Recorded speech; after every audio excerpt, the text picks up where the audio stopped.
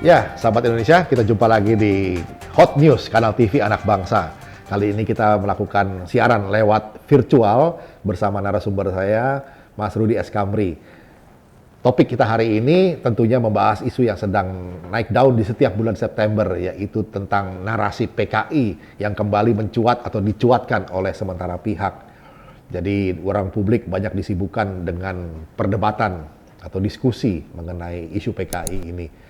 Nah, ini tentu saja tidak ada salahnya supaya kita semua juga mendapatkan perspektif yang lebih lengkap.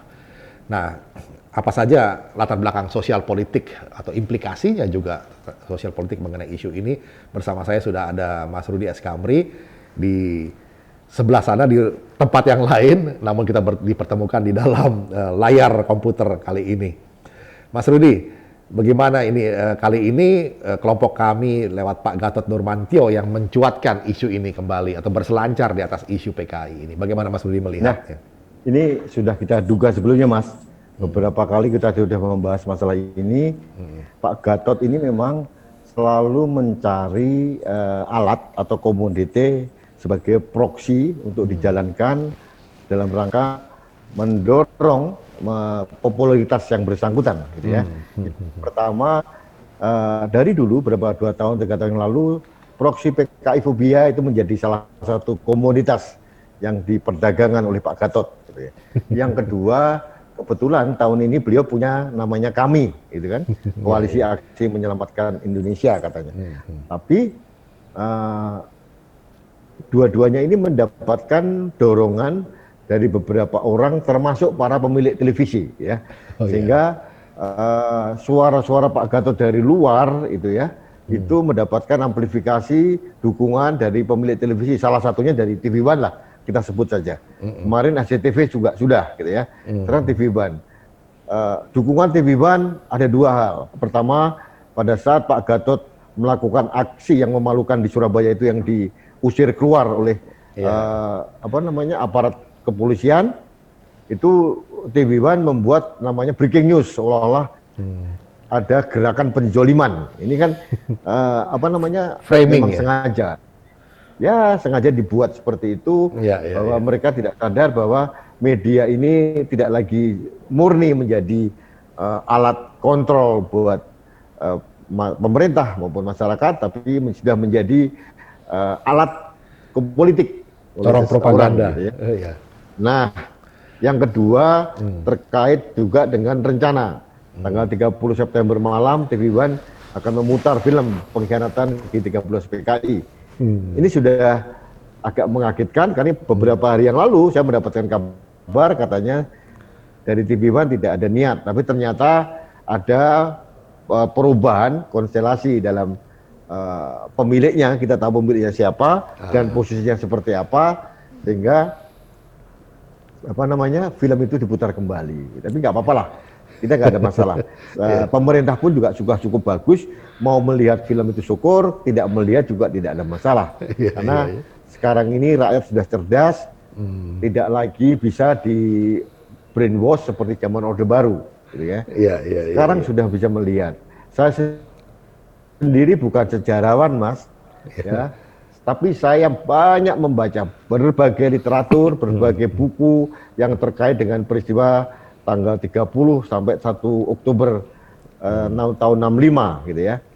Akhirnya saya membuat satu kesimpulan bahwa ternyata film pengkhianatan G13 PKI ini jauh dari fakta yang sebenarnya, gitu ya.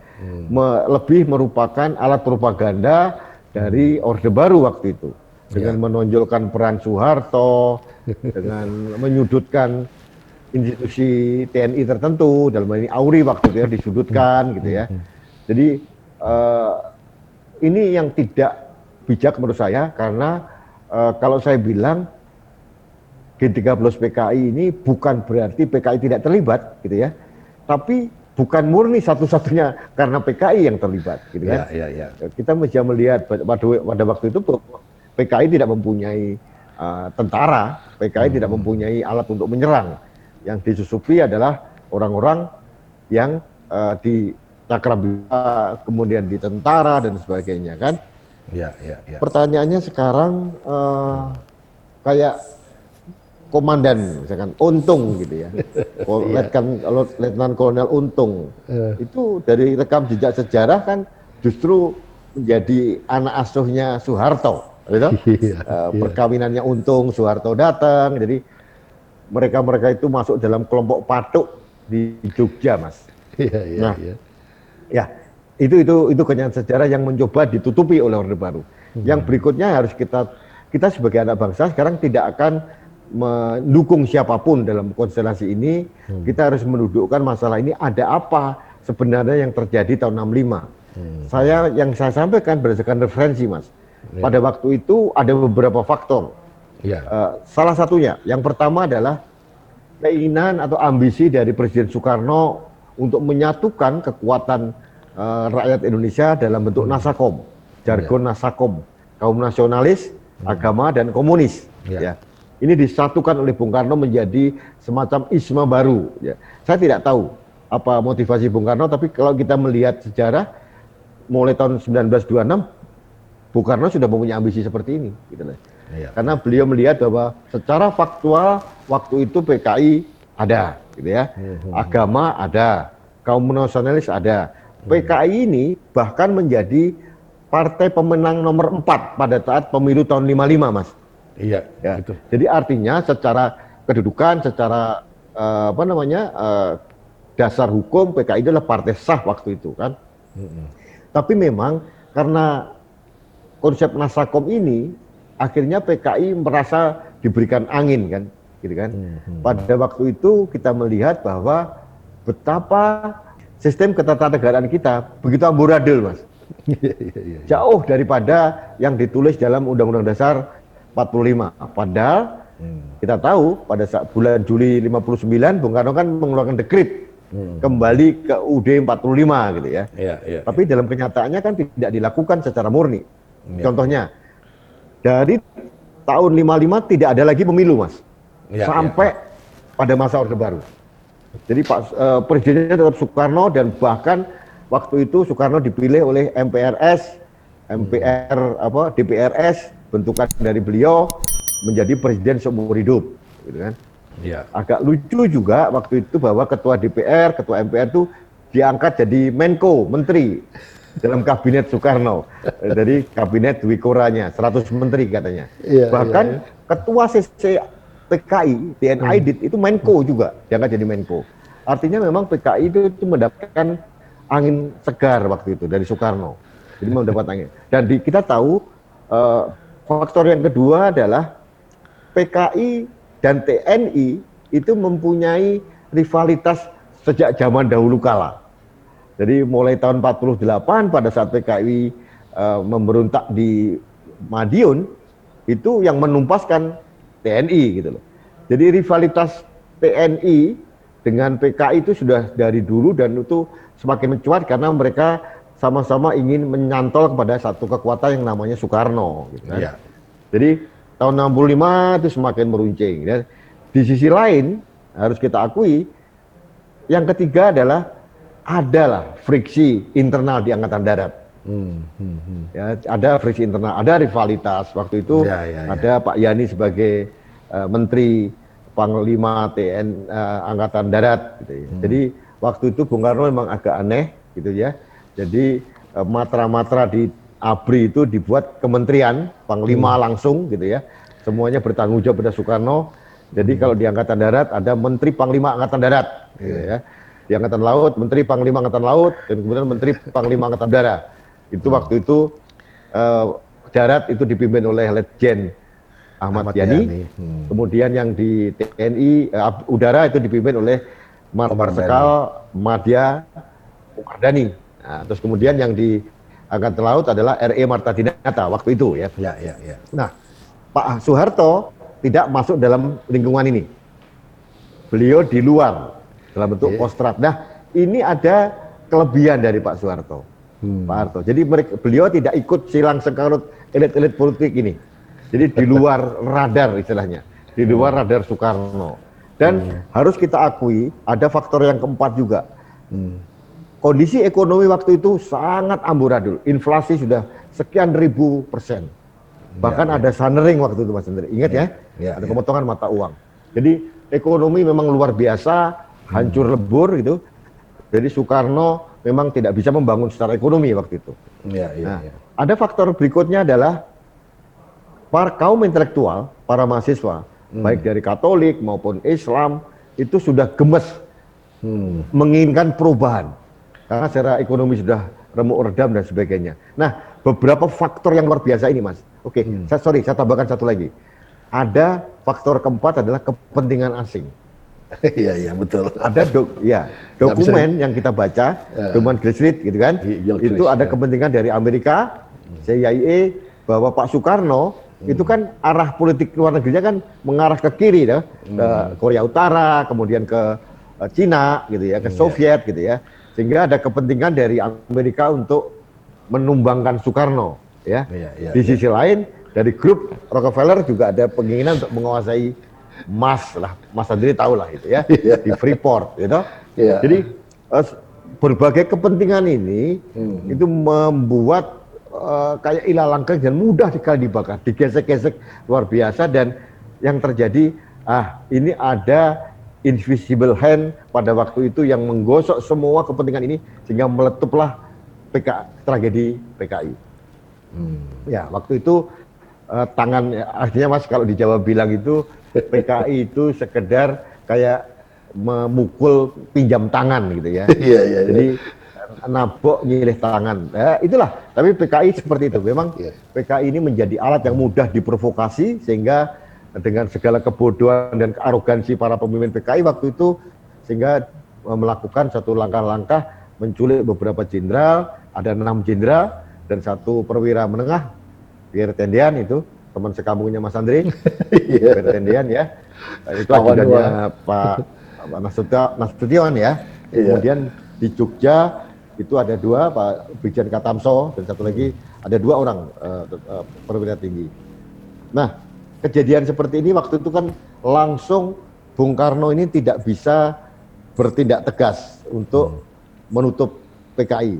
Karena ini perlu diketahui oleh teman-teman sekarang. Pada waktu itu, karena arogansi PKI sudah merasa dekat dengan Pak Karno, PKI ini sudah menjadi common enemy pada waktu di luar PKI. Tentara, kaum Islam, rakyat yang di luar PKI ini sudah menjadi common enemy. Karena orang ini kan merasa dekat dengan kelompok istana gitu ya. Jadi pada saat peristiwa PKI itu terjadi, sehingga semua orang ini bersatu ini. Kelompok agama terutama dan kelompok TNI bersatu untuk menyingkirkan PKI. Dan Bung Karno dianggap tidak berani membubarkan PKI. Nah, waktu itu ada peristiwa Super Semar. Nah, ini perlu dikaji lagi karena peristiwa ini juga perlu misteri, gitu. Itu ada 3 jenderal, M. Yusuf, Amir Mahmud, sama satu lagi Basuki Rahmat. Ada 3 jenderal itu yang datang ke Bogor. Ada misteri ya. Sampai sekarang belum terungkap karena menurut Soekarno Super Semar itu bukan pemindahan kekuasaan atau bukan memberikan kewenangan yang begitu besar, tapi oleh Pak Soeharto waktu itu begitu kuat sehingga karena pimpinan Angkatan Darat lumpuh pada waktu itu sehingga diambil alih oleh Soeharto dan surat Super Semar ini benar-benar dibuat sebagai tiket untuk memperhangus semuanya. Ini saya harus mengagumi strategi dari Soeharto. Tidak masuk kelompok elit, tapi begitu di luar, dia memanfaatkan semua silang sekarut ini.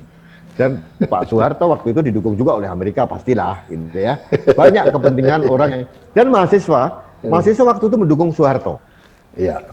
Kelompok ekonom itu mendukung Soeharto. Sampai Hamengkubuwono pun waktu itu mendukung Soeharto. Nah, ada legitimasi yang harus dibuat oleh Soeharto adalah melalui apa? Melalui MPRS. Makanya didoronglah Jenderal Nasution menjadi ketua MPRS.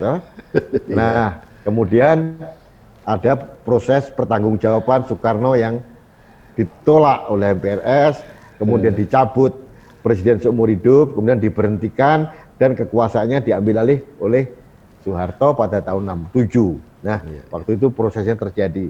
Mas Andre, perlu berikan informasi, tragedi September-Oktober 1965 bukan hanya 6 atau 8 jenderal atau 10 tentara yang meninggal, tapi pasca itu Mas, ada sekitar 500.000 sampai 1 juta orang penduduk Indonesia yang dibantai, yang terbunuh atas dasar pembersihan PKI. Yang melakukan siapa? Nah, otoritas negara waktu itu. Nah, jadi artinya kita jangan sampai perhatian kita tersesatkan seolah-olah hanya 7 jenderal pahlawan revolusi, tapi ada 500 sampai 1 juta orang yang meninggal akibat dari pembersihan PKI dan antek-anteknya. Tapi apapun terjadi, mereka manusia loh. Iya. Jadi belum tentu mereka ngerti PKI yang pada keseluruhan. Belum tentu mereka elit, mereka mungkin yang simpatisan atau seperti apa. Pertanyaannya, apakah 500.000 orang sampai 1 juta orang meninggal ini pernah diusut? Ya. Apakah Pak Gatot Nurmantio tahu dan mengerti? Itu? Ya. Pertanyaannya adalah apa yang harus kita lakukan untuk menyikapi ini? Menurut saya sudahlah, kita tahu PKI juga keblinger gitu ya. Tapi kalau kita katakan bahwa bukan murni PKI, juga ada kepentingan-kepentingan yang lain sehingga peristiwa itu terjadi. Nah, ini menurut saya Mas Andri, tugas kita untuk mendudukkan sejarah ini pada proporsi yang tepat. Iya, itu para penting. Sejarawan yang mempunyai otoritas itu untuk meluruskan, Mas. Tapi juga harus ada keberanian dari pemerintah, gitu ya, untuk memfasilitasi sehingga para sejarawan ini bergerak dan bisa berani memperformulasikan. Nah, ini harus ada keberanian para tokoh bangsa, Mas. Betul. Jangan sampai para elit-elit itu merasa, wah ini dulu, ini karena bapak saya dianggap terlibat atau mungkin begini, akhirnya ditutup begitu. Akhirnya hampir tidak ada bedanya dengan Orde Baru kan? Ya. Jadi ini yang bisa saya sampaikan tentang peristiwa itu Mas Andri. Jadi menurut saya memang perlu adanya keberanian dan kejernihan dari kita semua untuk mendudukkan fakta sejarah pada tempat yang sebenarnya, kemudian dianalisa secara jernih kenapa terjadi. Jadi kalau saya bilang kembali ke film pengkhianatan G13 PKI, itu bukan film yang sejarah, hanya film yang salah arah gitu ya, film propaganda. Dan bagi saya harus kita dudukkan bahwa peristiwa 65 September itu adalah bukan peristiwa yang hanya murni dilakukan oleh PKI. PKI mungkin pasti terlibat gitu ya. Terus yang berikutnya juga ada kepentingan-kepentingan yang akhirnya membuat peristiwa itu terjadi. Iya. Dan pertanyaannya, jadi PKI sudah dibubarkan, ya kan? Iya. Ya, sahabat Indonesia, ada pahlawan revolusi, 7 jenderal, perwira, tapi juga ada korban revolusi, sekitar 500 sampai 1 juta orang yang menjadi korban dari revolusi itu sendiri. Dan mereka adalah manusia dan warga negara Indonesia juga, yang sampai sekarang belum jelas status pengusutannya atau bagaimana sebetul kejadiannya. Jadi memang saya setuju dengan apa yang disampaikan Mas Rudi tadi, bahwa sejarah ini harus didudukan pada proporsinya, bukan untuk saling menyalah-nyalahkan, tapi untuk kita bisa belajar dari kebenaran, bahwa bukan dari sejarah yang bengkok atau sejarah yang benar-benar hanya dipakai untuk kepentingan atau menjustifikasi posisi rejim tertentu. Jadi ini saya kira pelajaran penting ya. Silakan Mas Rudi. Ya, saya ingin memberikan suatu pendapat Mas, bahwa jangan terjadi sejarah masa lalu itu menjadi beban para keturunan orang-orang masa lalu. Gitu. Ya, betul. Jadi tidak fair ya. Ideologi seorang ayah belum tentu sama dengan ideologi anaknya, gitu ya. Stigma-stigma ini yang kemarin dikembangkan oleh Orde Baru dengan program bersih lingkungan itu sangat tidak fair, gitu ya. Jadi harusnya mulai kita dudukkan kembali. Belum tentu juga ya orang yang bapaknya dulu PKI atau kakeknya PKI itu sekarang berideologi PKI, gitu ya. Ada juga kasus di PDIP, gitu ya. Ada seorang dokter yang sekarang PDIP dan pernah menulis buku Saya Bangga Menjadi Anak PKI. Belum tentu ideologinya PKI, gitu kan. Dan lagi perlu kan secara jernih Mas. Ini Pak Gatot ini agak menyesatkan. Ada dua hal. Yang pertama adalah dia bilang yang tidak menghendaki pemutaran film 13 PKI itu adalah terindisi PKI katanya. Jadi saya ulangi, yang tidak mengendaki pemutaran film pengkhianatan G30 PKI itu pasti terindikasi PKI. Ya, ini saya luruskan. Kita tahu yang menghentikan itu adalah Letnan Jenderal TNI Yunus Yosfiah, Menteri Penerangan waktu itu. Itu seniornya Gatot Nurmantio. Nah, pertanyaannya, apakah Pak Yunus Yosfiah PKI? Nah, ini Pak, nggak berani Pak Gatot. Jadi ini penyesatan orang. Yang kedua, orang yang menginginkan TAP nomor 23 tahun 66 tentang pembubaran PKI dicabut adalah PKI. 25 ya tahun kan? 66 ya, betul-betul. 25 ya, 66 itu dianggap PKI. Saya luruskan lagi. Tahun 2001 yang menginginkan TAP itu dicabut karena dianggap tidak fair, diskriminasi, itu adalah Presiden Abdul Rahman Wahid. Nah, pertanyaannya, apakah Gus Dur PKI? Ini yang Pak Gatot ini agak harus sesat pikir dan mencoba menyesatkan publik, gitu ya. Bahwa yang menghendaki itu adalah Gus Dur karena atas nama persamaan hak dan kewajiban, karena nggak fair buat anak cucu PKI. Gitu? Nah, semua orang di dunia ini, ya, di Indonesia ini yakin tahu pasti bahwa Gus Dur bukan PKI. Dia anak kiai dan dia pun kiai, gitu kan? Yang pada waktu itu jelas-jelas PKI dan kaum Islam itu kayak minyak sama air, tidak ada hubungannya gitu loh. Jadi ini harus diluruskan. Jadi Pak Gatot berkali-kali bilang yang tidak menginginkan film itu diputar PKI. Nah, ini yang menghentikan itu adalah Yunus Yosfiah. Ya, tolong sampaikan pada TNI apakah Pak Yunus ini PKI. Nah, ini penyesatan sejarah ini yang harus diluruskan bahwa Pak Gatot telah melakukan penyesatan informasi kepada publik. Itu yang penting. Iya, mengenai film ini sendiri Mas Rudi, bukannya dilarang, itu bukan, tapi untuk diajak nobar saat ini kan juga dalam masa pandemi kan berbahaya orang nobar kumpul-kumpul bareng. Dan film G30 SPKI ini yang diproduksi oleh PFN dan disutradari oleh Pak Arifin C. Nur itu juga bisa ditonton kapan aja kok, nggak ada yang larang, bisa dilihat di YouTube. Jadi dari rumah masing-masing nonton aja, kalau yang mau nonton, yang udah bosen ya juga nggak apa-apa kok, nggak mau nonton juga nggak masalah. Yang perlu dikasih tahu Mas Andri, bahwa kan tidak pernah ada pelarangan pemutaran film itu kan? Ini nggak ada yang larang. Tidak ada pernah ada. Jadi boleh saja, tapi berbeda dengan Orde Baru. Tidak ada kewajiban untuk menonton dan memutar film itu. Itu yang penting diluruskan. Jadi siapapun orang berhak untuk tidak menonton film itu, atau siapapun berhak untuk menonton film itu, silakan saja. Tapi menurut saya sebagai anak bangsa, mari kita dudukkan sejarah ini pada proporsi yang sebenarnya, Mas. Itu yang penting. Itu aja sih poinnya. Nah, ini yang paling penting, Mas. Jadi menurut saya saat ini memang sudah tidak ada relevan lagi untuk dibahas masalah komunisme dan sebagainya. Kita sudah sering berkali-kali bilang bahwa saya curiga satu hal, ini dulu dengan dikotomi Orde Baru kan ada ekstrem kiri, ekstrem kanan, Mas. Iya. Yang sekarang menurut saya, pengamatan saya, yang menjadi ancaman serius itu adalah radikalis ekstrem kanan ini. Ya, karena mempunyai sandaran di internasional, ya.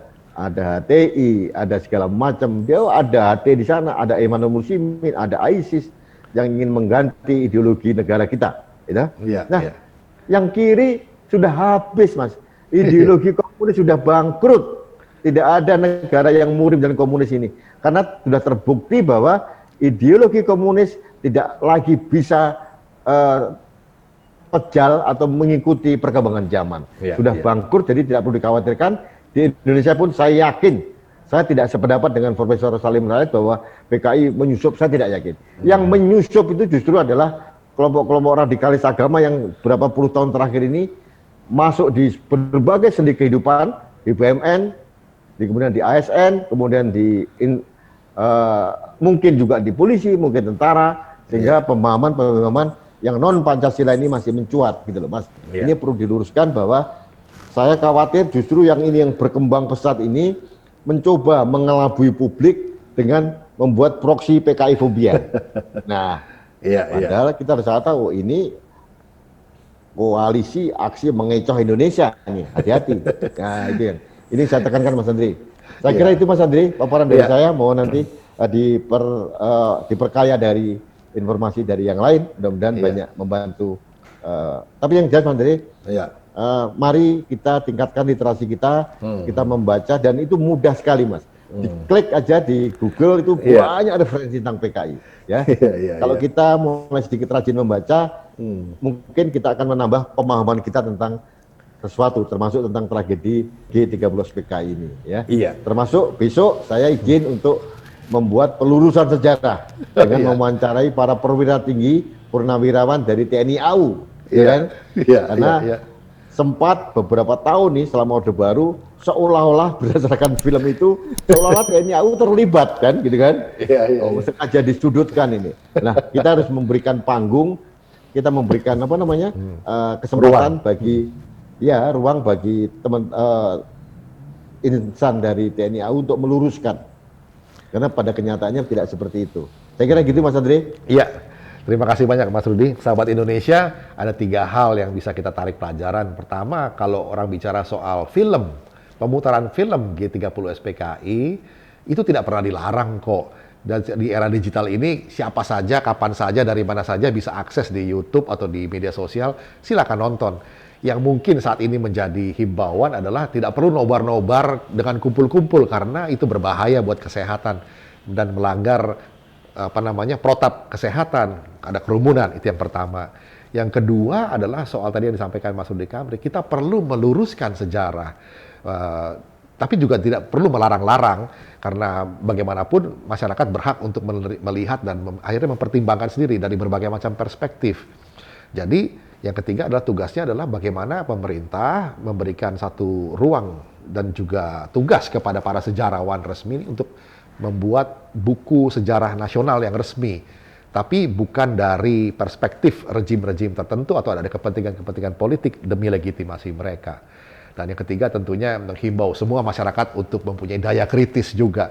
Jadi tidak gampang menerima hoax seperti yang dulu-dulu gitu ya. Jadi tingkatkan daya kritis, kita tetap mengapresiasi semua karya dan tidak perlu dipolitisir, dibesar-besarkan gitu ya. Jangan gampang disetir oleh banyak sekali berita-berita bohong ataupun statement-statement yang insinuatif dari siapapun, apakah dia seorang jenderal atau dia seorang di jalan raya sana, orang-orang biasa. Itu saja saya kira, semoga bermanfaat bagi sahabat Indonesia semua. Kanal TV Anak Bangsa juga mengucapkan selamat ulang tahun buat Mas Rudi S. Kamri yang hari ini berulang tahun ke-17 ya Mas ya? 16,5 Mas. 16,5, yang selalu masih muda, semoga selalu produktif dan tetap kritis demi menjaga Indonesia. Indonesia maju.